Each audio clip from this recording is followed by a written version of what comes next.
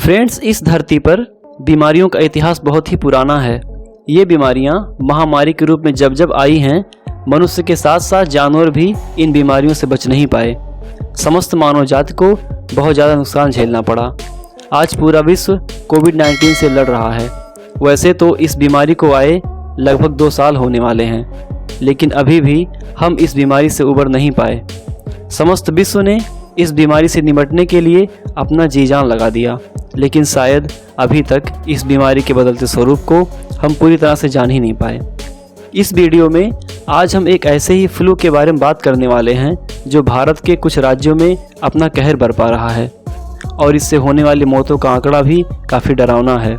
साथ ही साथ यह कितना कोविड-19 से जुड़ा हुआ है, इसके बारे में भी हम बात करेंगे। हाय फ्रेंड्स, मैं सुधीर और आप देख रहे हैं द मिस्टीरियस वर्ल्ड।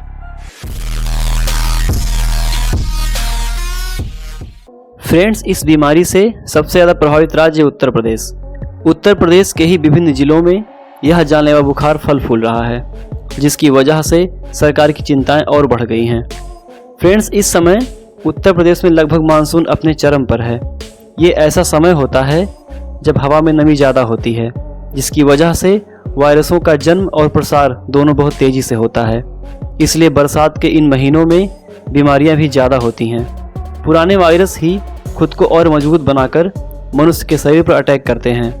पहले तो हमारी एंटीबॉडी इनसे लड़ती है, लेकिन वायरसेस के ज़्यादा मजबूत और ताकतवर होने के कारण एंटीबॉडी वीक होने लगती है और तब हमें ज़रूरत पड़ती है मेडिसिन की। लेकिन कुछ केसेस में इन वायरस पर मेडिसिन का असर भी कुछ खास नहीं हो पाता और तब स्थिति जानलेवा हो जाती है। आज उत्तर प्रदेश के कुछ जिलों में जिस बुखार का आतंक है, उसके इतना खतरनाक होने के 2 कारण हैं। पहला यह है कि इस समय मौसम बरसात का है, इसमें बीमारियों का प्रसार तेज होता है। और दूसरा कारण यह है कि कोरोना के संक्रमण से हमारे शरीर की क्षमता काफ़ी कम हो गई है। कोविड-19 के संक्रमण से लड़ते हुए हमने जीत तो हासिल की, लेकिन इसके पीछे एक भारी नुकसान झेलना पड़ा, और वह नुकसान है हमारे शरीर का कमज़ोर होना, जिसको पुरानी स्थिति में लाने के लिए हमें अपने खान पान को सही करना होगा और नियमित रूप से शरीर की देखभाल करनी होगी। आइए अब बात करते हैं इस रहस्यमय बुखार के बारे में, जो एक विकराल रूप धारण कर चुका है। दरअसल उत्तर प्रदेश के कुछ जिलों में यह बुखार लगभग 10 दिनों से तेज़ी से फैल रहा है। स्वास्थ्य विभाग के आंकड़े यह बता रहे हैं कि अब तक 10 जिलों में करीब 100 से ज़्यादा मौतें हो चुकी हैं, जिनमें से 50% बच्चे शामिल हैं। बीते 3 दिनों के अंदर ही यह बुखार और तेज़ी से फैलता हुआ 20 जिलों में दस्तक दे चुका है और इन जिलों में मरीजों की संख्या लगातार बढ़ रही है। इस बुखार का संक्रमण सबसे ज़्यादा बच्चों पर हो रहा है और इस बुखार में कई बीमारियों के लक्षण देखने को मिल रहे हैं, जिसकी वजह से यह कयास लगाया जा रहा है कि कहीं यह कोरोना के तीसरी लहर के संकेत तो नहीं। जहां कुछ डॉक्टर्स इसे इन्फ्लुएंजा वायरस के नाम से बता रहे हैं और इसमें बदलाव की बात कर रहे हैं, तो वहीं कुछ डॉक्टर इसे मौसमी बुखार का नाम दे रहे हैं। लेकिन इसे इतने हल्के में लेना ठीक नहीं, क्योंकि आज तक किसी मौसमी बुखार ने इतना भयानक रूप नहीं दिखा जितना इसमें देखने को मिल रहा है। इसका प्रसार इतना बढ़ गया है कि उत्तर प्रदेश के इन 20 जिलों में हर रोज़ करीब 500 नए केसेस मिल रहे हैं। इस रहस्यमयी वायरस बुखार के साथ साथ डेंगू और टाइफाइड के मामले भी देखने को मिल रहे हैं। उत्तर प्रदेश का सबसे ज़्यादा प्रभावित जिला है फिरोजाबाद।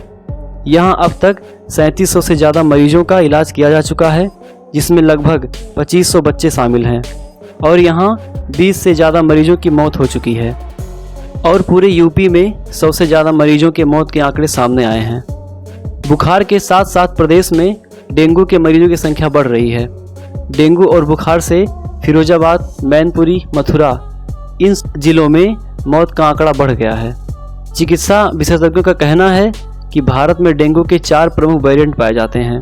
पहले वेरिएंट में जहां बुखार के साथ प्लेटलेट्स कम होते हैं, वहीं दूसरे वेरिएंट में बुखार, रक्तस्राव और शॉक लगने जैसे लक्षण आते हैं। तीसरे वेरिएंट में सिर्फ शॉक लगता है, तो चौथे वेरिएंट में शॉक और बुखार दोनों आते हैं। इस वायरल बुखार ने सरकार की चिंता बढ़ा दी है, इसीलिए उत्तर प्रदेश में रहस्यमयी वायरस बुखार से निपटने की तैयारी जारी है। उत्तर प्रदेश सरकार ने यह घोषणा की है कि घर घर जाकर बुखार संक्रमित के लक्षणों की जांच की जाएगी।